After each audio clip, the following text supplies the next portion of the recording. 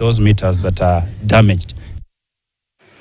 Hali ya usalama imetajwa kudorora kaunti ya Makueni, huku wakazi wa mji wa Siembeni Kibwezi wakiipa idara ya polisi makataa ya siku 3 kumtia mbaroni na kumchukulia hatua za kisheria mshukiwa mmoja kwa madai ya kumpiga kitutu bawabu mmoja hadi akafariki Oktoba tarehe 13, na baadaye mwili wake ukapatikana katika hifadhi ya maiti ya Makindu kama ya mtu asiyejulikana.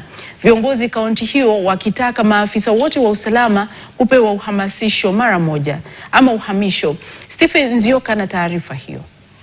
Maandamano ya mara kwa mara yamekuwa yakifanyika hapa Makueni, na ya hivi karibuni ni kufuatia kuuawa kwa mlinzi wa usiku sokoni Siembeni, ambaye wakazi wanasema aliuawa na mtu wanaomfahamu na polisi kukosa kumchukulia hatua jamaa huyo mwenye ushawishi.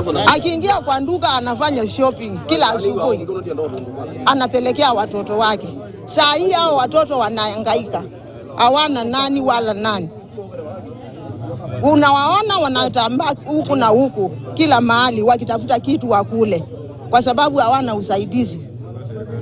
Usaidizi wao umeenda.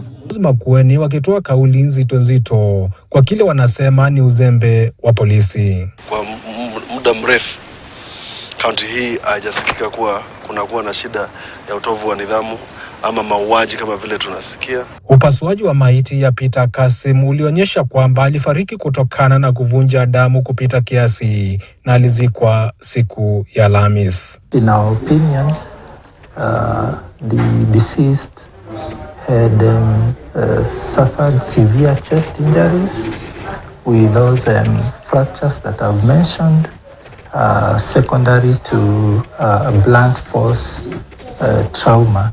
Wakuu wa usalama Makueni wamedinda kuzungumzia hali ya usalama. Steven.